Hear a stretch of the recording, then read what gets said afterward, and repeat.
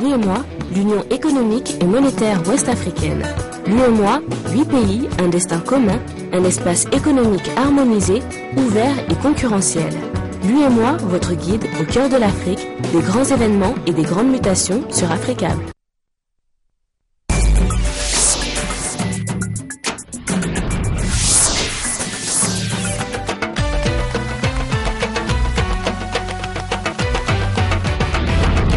Merci de nous rejoindre sur Africable Télévision. Bienvenue, bonsoir à tous. Voici les titres de ce journal. En Égypte, le procès en appel de Hosni Moubarak ajourné une nouvelle fois au 8 juin prochain. Raison invoquée, le juge doit examiner des nouvelles preuves. Un document colossal de 5500 pages. Législative au Pakistan, en dépit des attaques des talibans, la participation a battu des records et en raison de cette affluence, les bureaux de vote sont restés ouverts 1 heure de plus. 30 milliards de francs CFA, c'est l'apport budgétaire que la Banque africaine de développement a octroyé au Mali. La cérémonie de la signature de convention a eu lieu vendredi à Bamako.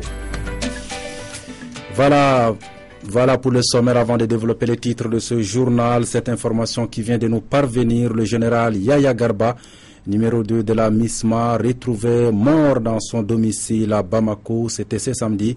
Commandant adjoint de la mission internationale de soutien au Mali, le général Yaya Garba fut chef d'état-major de l'armée des terres du Niger. Il a également occupé le poste de chef des services spéciaux à la présidence de la République nigérienne. Les raisons de ce décès ne sont pas encore connues à l'heure où je vous parle. En Égypte, le procès en appel de Hosni Moubarak a été ajourné une nouvelle fois au 8 juin. Le juge a expliqué comprendre la frustration des familles des victimes, mais qu'il lui fallait parcourir de nouvelles preuves, 5500 pages de documents, un document colossal donc. L'ancien Raïs a plaidé non coupable du chef de complicité de meurtre lors de la répression des manifestants. C'était en 2011. C'est à la périphérie du Caire, dans cette école de police transformée en camp retranché, que s'est tenue la première journée du procès d'Hosni Moubarak. Une première journée écourtée, l'audience a duré moins d'1 heure. Finalement, le procès a été reporté.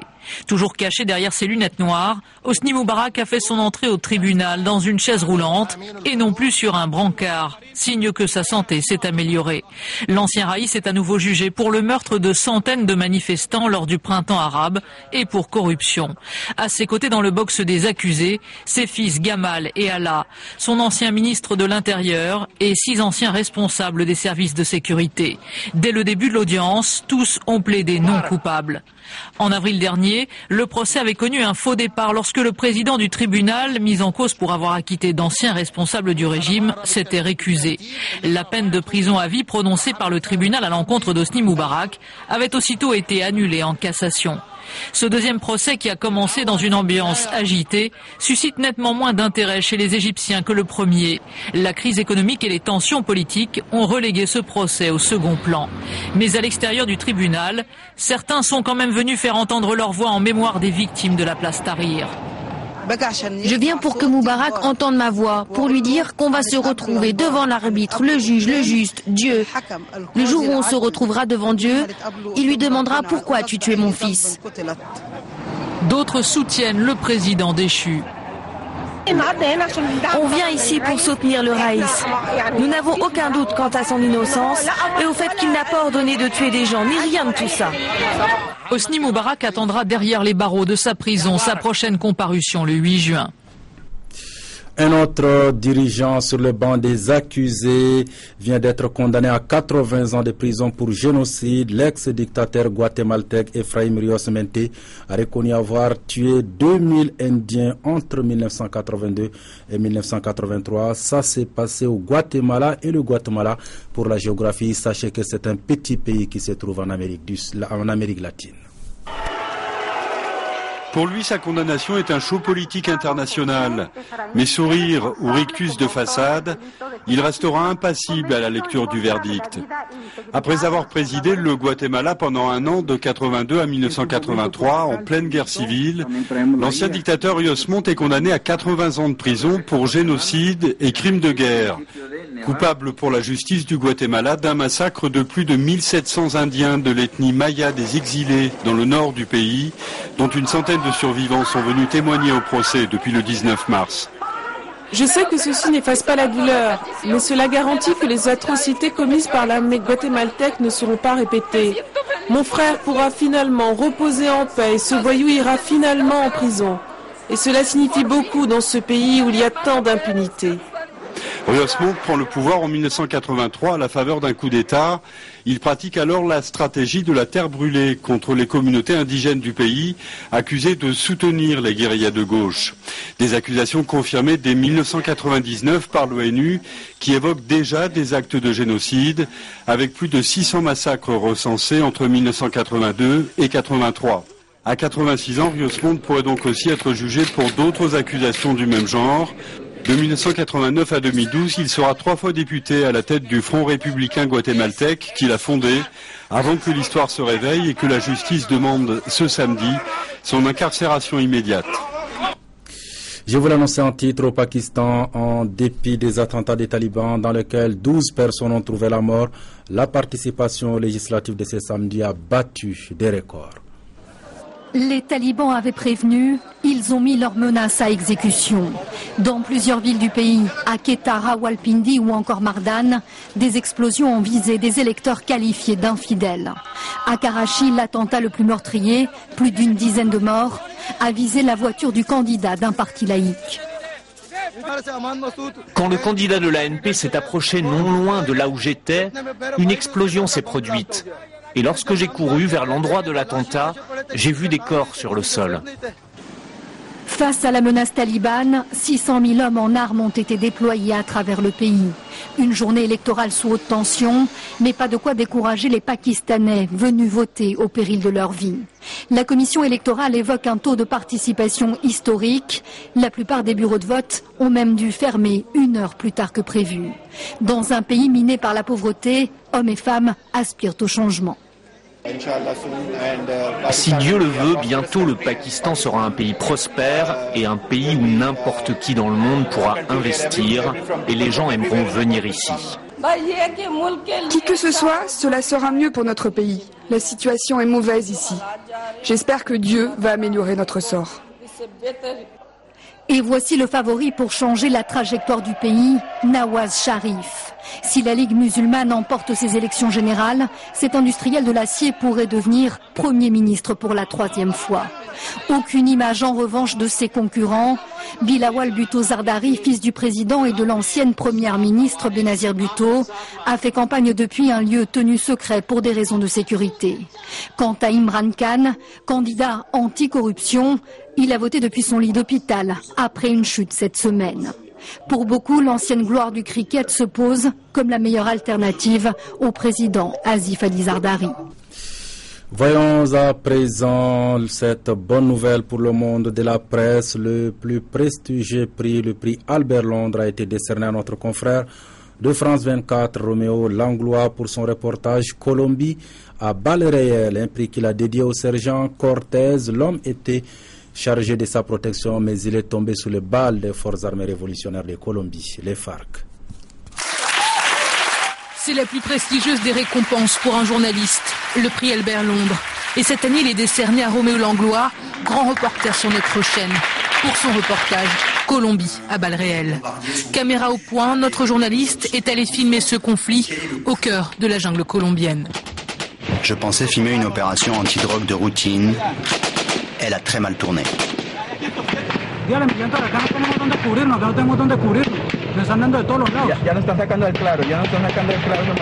Pour la première fois, un reportage est intimement lié à une mésaventure, donc ma détention par la guérilla des FARC pendant 1 mois. Donc c'est impossible pour moi de dissocier les deux. Donc d'une certaine manière, ce prix vient un petit peu d'une certaine manière rendre justice à ce travail et aussi de manière plus large, je dirais, à la Colombie. Dans son travail, Roméo Langlois a voulu laisser parler l'image, ce qu'il a vécu sur le terrain il y a 1 an.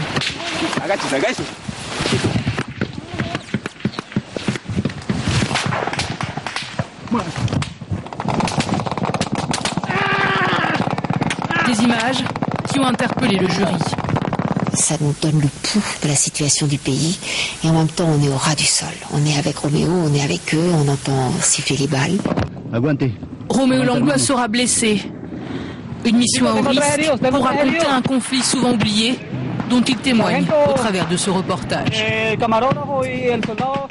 Un autre geste de reconnaissance au Sénégal, l'Association nationale des porteurs de pancartes a décerné 9 diplômes aux personnes qui avaient manifesté devant le général de Gaulle pour revendiquer l'émancipation des peuples noirs d'Afrique.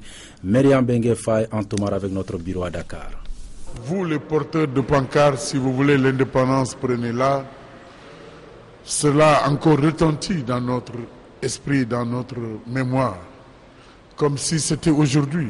Le 26 août 58, une date très importante que n'oubliera jamais l'association des porteurs de pancartes qui compte à travers ses diplômes montrer leur reconnaissance à ses récipiendaires, mais également d'inviter la jeune génération à prendre exemple sur ces patriotes qui luttaient pour des causes nobles. C'était un grand jour, ce jour où le soleil s'est levé et qui constitue certainement la première étape de l'accession à la souveraineté nationale de notre pays et de beaucoup de pays d'Afrique. Et je pense qu'en tant que jeune génération, nous devons reconnaissance à cette génération d'héros et d'héroïnes qui ont eu à jouer un rôle extrêmement important dans l'indépendance, dans l'émancipation des peuples d'Afrique. Le rituel est presque immuable. Chaque année, l'association des porteurs de pancartes décerne des diplômes aux personnes qui ont participé à l'accession à l'indépendance du Sénégal. Nous sommes heureux et fiers de pouvoir chaque année perpétuer la mémoire de ceux-là et de celles-là qui ont porté haut le flambeau des libertés démocratiques, de la démocratie et de l'état de droit. Depuis sa création, cette association a rendu hommage aux hommes et femmes qui ne sont plus, mais qui ont défendu des idées nobles. Autre titre de l'actualité, c'est cet apport budgétaire de la Banque africaine de développement au gouvernement malien. En effet, hier, la BAD a octroyé 30 milliards de francs CFA. La cérémonie de signature de la convention s'est déroulée au ministère malien de l'économie et des finances. Mahmoud Kabadja quitté Sédougnaré pour le compte rendu. Dans le souci d'aider le gouvernement malien à répondre efficacement aux besoins socio-économiques urgents ayant résulté de la crise que traverse le pays, la Banque africaine de développement vient par la présente signature accorder un appui d'un montant d'environ 30 milliards de francs CFA pour le financement du programme d'urgence d'appui à la reprise économique. Un programme mis en place par les services de la Banque et de l'État malien. La BAD consent à notre pays un prêt sur les ressources FAD et un don pour un montant total de 40 millions d'unités de compte, soit 30 milliards 289 millions de francs CFA, sous forme d'appui budgétaire en réponse aux crises que traverse notre pays. La signature de ces accords est assurément une preuve supplémentaire, s'il en est, de notre engagement à soutenir les efforts de développement de votre pays et l'appui continu à la population malienne. Ce fonds permettra à l'État malien de rétablir le fonctionnement normal et le renforcement des capacités de l'administration publique, de restaurer l'accès aux services sociaux de base, de la santé et de l'éducation et surtout de soutenir à la reprise de la croissance. Ces bénéficiaires seront de façon générale les populations maliennes dans leur ensemble et en particulier les populations impactées par la situation dans le Nord, notamment celles qui ont été déplacées à cause du conflit. Il s'agit plus spécifiquement des personnes vivant dans la précarité en raison de l'absence de services publics de base dans les zones sinistrées et à l'engorgement des services publics dans les zones d'accueil. Rappelons que cette opération vient en complément à l'aide humanitaire d'urgence de 500 millions de francs CFA que la banque a eu à mettre en place dès juillet 2012 pour aider les autorités maliennes à atténuer l'impact des crises sur les populations du Nord. Journée d'échange du mouvement Diankounda Traoré pour le développement du Mali, c'était ce samedi à Bamako. La rencontre qui a vu la mobilisation des membres du bureau national et des associations a permis d'échanger sur les objectifs du mouvement et les activités en perspective, notamment sa conférence nationale prévue le 21 mai prochain. Faisons le point avec Djibrila Maïga et Seydou Niari. Paix, amour et pardon. 3 mots qui illustrent tout l'engagement du mouvement Diankounda Traoré pour le développement du Mali à appuyer et à accompagner les autorités de la transition à travers une série d'activités. Le président du MDTDN est revenu sur l'objet de cette journée d'échange. Notre rôle à la tâche est de faire comprendre aux Maliens qu'à cet instant précis, la nation a besoin de l'effort et du sacrifice de tous ses fils. D'où l'importance à nos yeux. Le projet d'ordre du jour devra favoriser l'atteinte des objectifs que nous nous sommes assignés. Ces objectifs nécessitent la contribution de tous pour un apaisement du climat social dans le pays, a-t-il ajouté. Nous vous demandons de contribuer à l'apaisement du climat social au Mali et participer à la mobilisation sociale pour le bonheur, l'épanouissement et le développement social et solidaire de notre cher Mali. Une conférence nationale sera organisée dans les jours à venir. Elle vise à sensibiliser tous les Maliens en vue du renforcement de la paix sociale au Mali. Mali encore avec ce lancement ce samedi à l'Institut des hautes études en management IHM du Cercle de réflexion et d'action citoyenne le CRAG. L'association ambition de renforcer la capacité des jeunes en matière de citoyenneté, de l'état de droit et de la démocratie. Diakadi Diatangara. Composé des jeunes leaders soucieux de participer au débat sur le devenir du Mali, le CRAC, le Cercle de réflexion et d'action citoyenne, entend éveiller la conscience de la jeunesse. CRAC Mali est né suite aux questions que nous nous sommes posées après le coup d'État du 22 mars 2012. Comment en est-on arrivé là? Qui en est responsable? Où est-ce que la jeunesse malienne a-t-elle failli? Où est-ce que les énons ont failli? Interpellés par les événements, comme des milliers d'autres jeunes, une prise de conscience, non sans frustration, nous mit en face de notre propre insuffisance. Il fallait agir. Il fallait agir parce que nous pensons que nous pouvons faire autrement. Parce que nous avons pris conscience de notre devoir envers ce pays. Mais comment cette jeunesse malienne entend-elle participer à l'instauration d'une démocratie durable? Pour Salimata Togora, les jeunes ont bien leur place dans ce débat. Notre objectif, c'est de contribuer au renforcement de la démocratie au Mali, c'est de contribuer à la réflexion citoyenne et de contribuer à l'engagement, au renforcement de l'engagement des citoyens aux affaires, par rapport aux affaires publiques de leur pays. Donc dans ça, on va faire beaucoup de formations et de sensibilisation en faveur des jeunes surtout, parce qu'on a dit que c'est la base. Nous, malheureusement, on n'a pas eu cette formation, on n'a pas cette conscience patriotique comme nos grands-parents, comme au temps des indépendances. L'organisation aussi des conférences pour sensibiliser et les jeunes au niveau des lycées et des universités. Cette cérémonie de lancement du cercle de réflexion et d'action citoyenne a pris fin par une conférence débat sur l'engagement des jeunes, leurs droits et devoirs dans la conduite du pays vers le changement tant souhaité.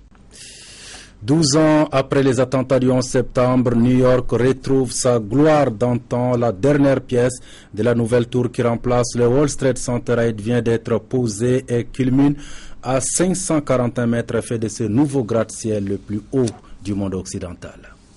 La voici enfin à poser sur le toit de New York. Cette flèche de 124 mètres, symbole d'une fierté retrouvée 12 ans après.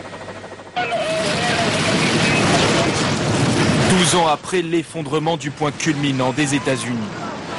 Construite en lieu et place du World Trade Center, la Freedom Tower, la tour de la liberté, est devenue la plus haute du monde occidental. 104 étages, 541 mètres, d'une revanche sur l'histoire. C'est un mélange de sentiments. On est vraiment heureux que ce soit fini d'avoir participé à ça, mais triste de savoir pourquoi on a reconstruit cette tour. Notre liberté, nous allons la défendre. Et les gens qui veulent l'attaquer doivent savoir que nous pouvons revenir plus grands et plus forts. La tour de la liberté ouvrira ses portes dès l'année prochaine pour y accueillir essentiellement des bureaux. Voilà qui met fin à ce journal, mais avant de nous quitter, voici votre programme de la soirée. 20h30, votre série The United. 21h30, Afrique Info, première partie. 22h15, une autre série intitulée Choir qui est à 22h30, 23h30. Donc, la deuxième partie d'Afrique Info. Passez d'excellents moments en compagnie d'Africa Télévision. Mais n'oubliez pas, demain à partir de 19h, le débat du dimanche, c'est Koutangara et ses invités. Passez d'excellents moments en compagnie d'Africa Télévision et à demain.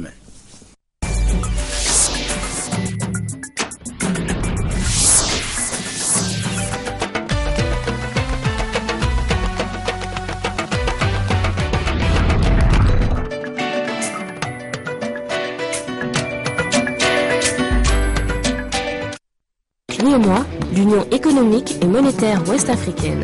L'UEMOA, 8 pays, un destin commun, un espace économique harmonisé, ouvert et concurrentiel. L'UEMOA, votre guide au cœur de l'Afrique, des grands événements et des grandes mutations sur Africa.